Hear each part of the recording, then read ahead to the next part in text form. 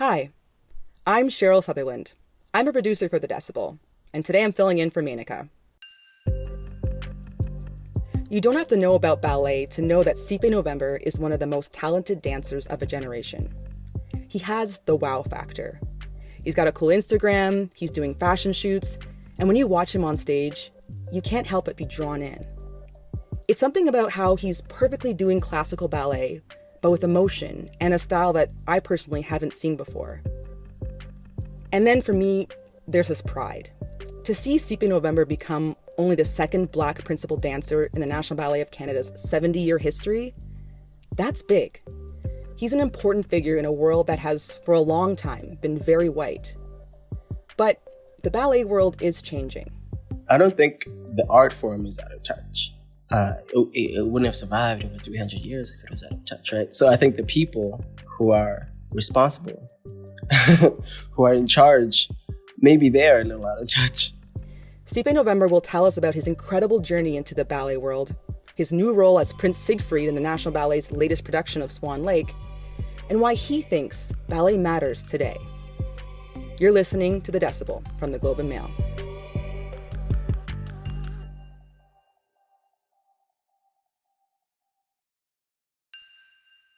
Siphe, thanks so much for joining us today. Thank you for having me. You're a very busy guy, and we've actually caught you in between rehearsals for Swan Lake. How is that going? So far, so good. We got to see some of the costumes with the dancing yesterday, so there's a lot of exciting parts that are coming together. Yeah.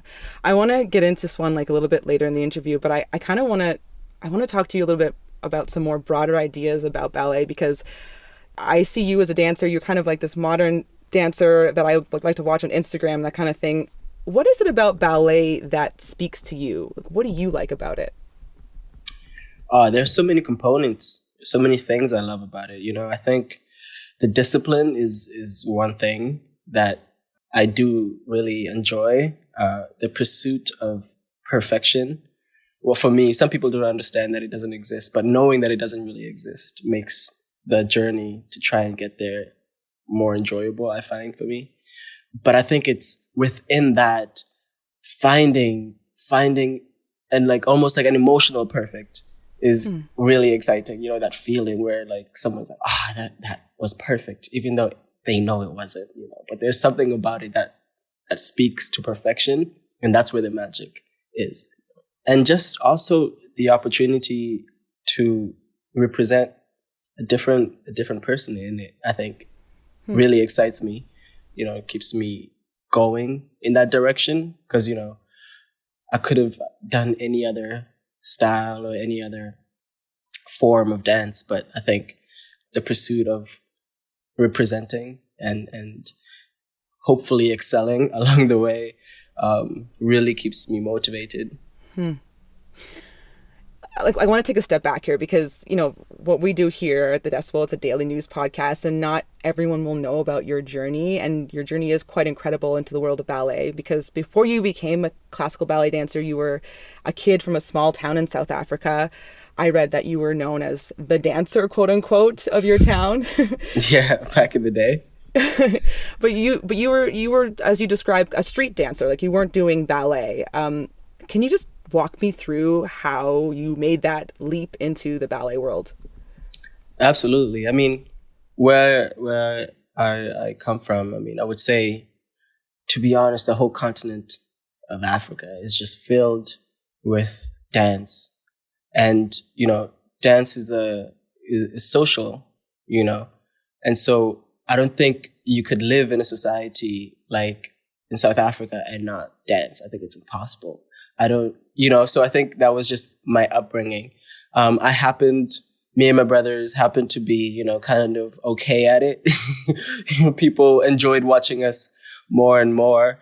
Along the way, a woman by the name of Fiona was working for an organization called Dance for All, and they were doing outreach. And she was trying to get all these township communities to get into ballet, because she understood the importance of discipline, the importance of after-school activities. And it was an opportunity for kids to really stay out of trouble and pursue an art form that's foreign to them. Mm-hmm. And then from there, my family now here in Canada, saw one of our shows and Saw your shows in South Africa. saw one of our shows in South Africa, Yeah. exactly.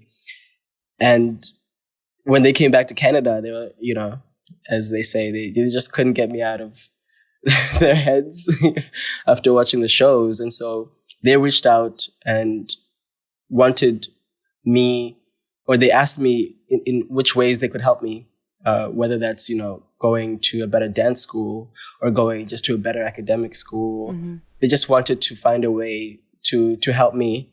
And so I was old enough to audition for the National Ballet School a year later. So they were like, there's a great school here. We don't know what it's like. We hear it's amazing. If you'd like to try it and live with us, be part of our family, we would be more than happy to make that happen. And so obviously for me, it was a no-brainer. I said yes, moved to Canada in 2010, got into the ballet school, and then the journey begins. Okay, I have to ask you, what was that audition like? Because I'm imagining that you have never seen, the National Ballet of Canada, and it's probably a different style than what you're used to. What was that like for you? I mean, I was so excited, I think everything was a thrill, the city, living in a big city, meeting new friends, the social aspect of it. And I think I was just so lost in it. I was just having fun, Also the not knowing if I was going to get in and I would maybe go back to South Africa just made me, I think, more fearless in enjoying my time. That's interesting. And how old were you at the time? I was 11. I was 11 when I moved to Canada.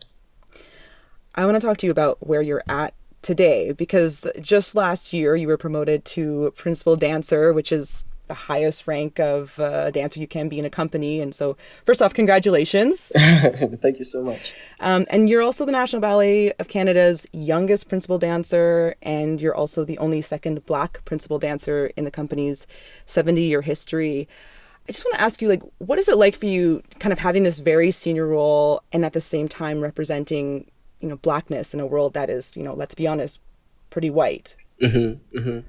I think it's it's an opportunity, I really get so excited by that, and obviously the rank and stepping up allows for me to have a wider reach, I think, and more engagement with different parts of my community. It makes me so excited and so incredibly full of optimism, Why optimism?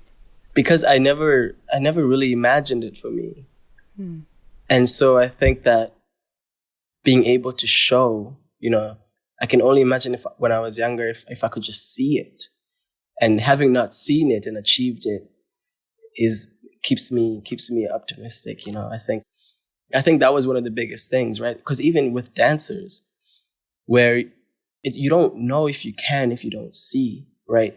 Even though you may be allowed, but if you don't know and if you're not told, I can only assume, right, that you don't want me.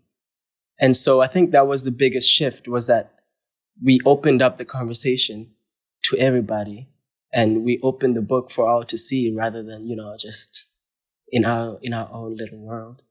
I think that there's more to come from me, but there's also more to come from others that are coming up. And so I think that's a beautiful, beautiful feeling and an exciting one. That's a great way of looking at it, because, it's an easy thing to think about, maybe the pressure of it all. And I'm wondering, do you feel any kind of pressure from that role, from that responsibility? Naturally, there is pressure, but I think that it's so complex for me, that I could never pinpoint where the pressure comes from or what it is. So I think it's easier for me to continue with the guidance of my mentors, my family, to pursue what I think is right, and do the right thing. And that starts with my dancing, and then obviously permeates through my social life and my social responsibilities.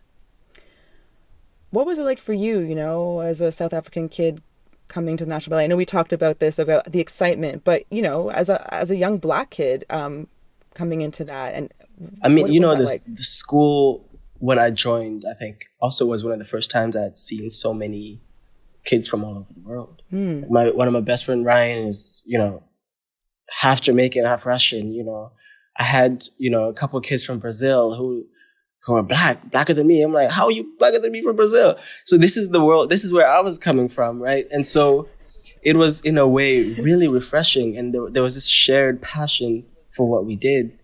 And then, as you get older, you understand the complexities of the world when it comes to dealing with race, and finding your place in it.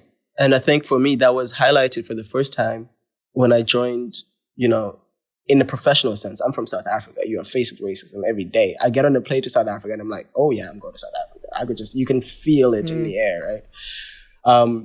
But I think for the first time, I've had to kind of question my existence in a classical setting, because when I first joined initially, even though the company has had, one of the people that was here is James. They've had other dancers actually that, were Black, and I appreciate it. And I grew close to them over time.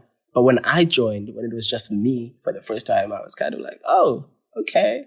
But you find in that there's so many shared experiences. We have a dancer in the company who's from South Africa, and that understanding made me feel more comfortable, Obviously, everybody knew and the company knew that we could do better, and I think they did. And I think seeing that was really, really exciting and continues to be exciting, because there is an understanding now, and I think that's beautiful to see.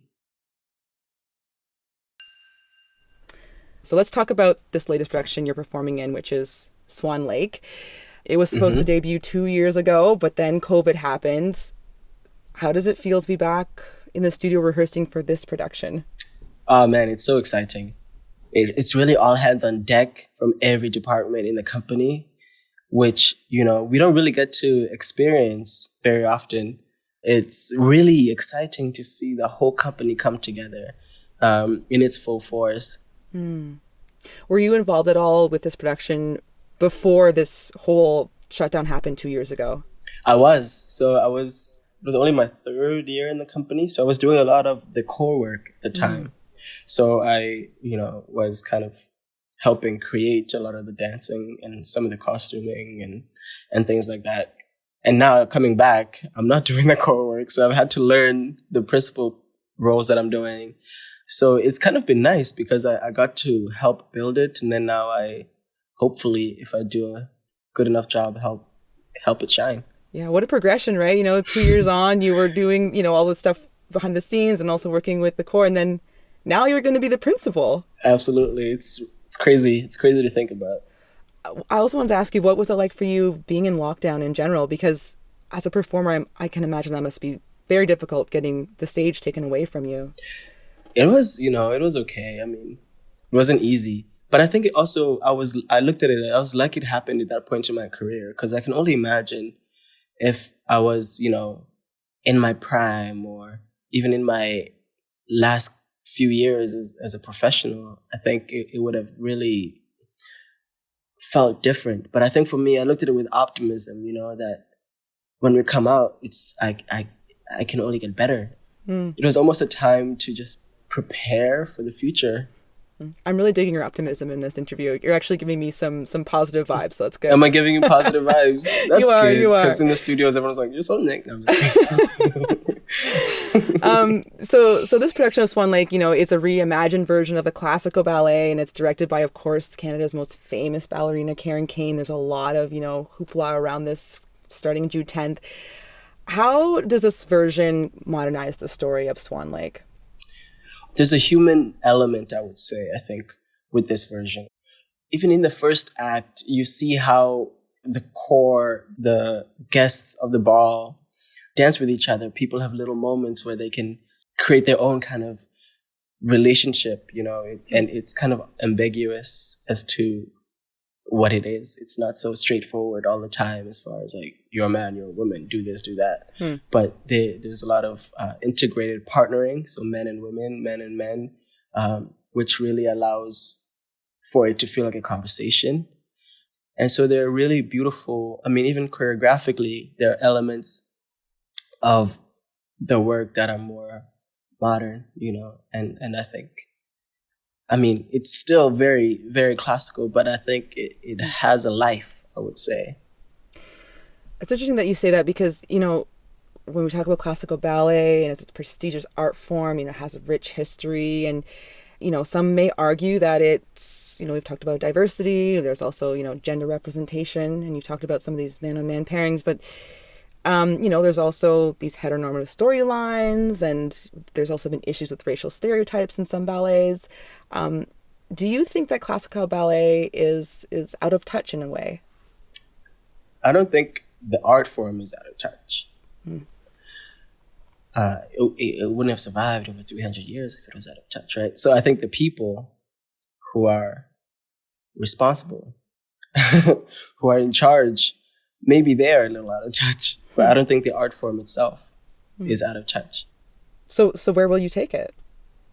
Well, where will I take it? Right now, I'm just hoping that I can continue to get better. I can continue to engage with my audience and just really create dialogue with the audience and the people, especially of this city and this country and around ballet and dance, and just continue that going.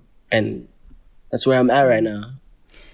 I mean, one way you're taking it is through choreography. You had a piece debut just this past March.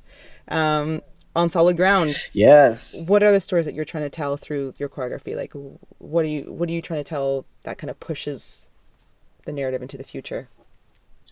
I think honestly, it's just humanity, and I think that's just because of where I'm at in my life. I know at some point I'll probably want to create works about home. I'll probably want to create works about one's journey, or maybe get into political stuff. And I think that I have to keep that door open for those possibilities. But really, that comes from just being honest with the work. And so if I stay honest with the work and create work that's honest, that comes from the right place, that evolution should naturally happen. Well, Siphe, thank you so much for taking the time to talk with me today. I am a big fan, and I've really appreciated this time. So I can't wait to see what you do next. Thank you so much. That's it for today. I'm Sherrill Sutherland. Our producers are me, Madeline White, and Rachel Levy-McLaughlin. David Crosby edits the show. Kasia Mihailovich is our senior producer, and Angel Pacenza is our executive editor. Thanks so much for listening. Manika's back on Monday.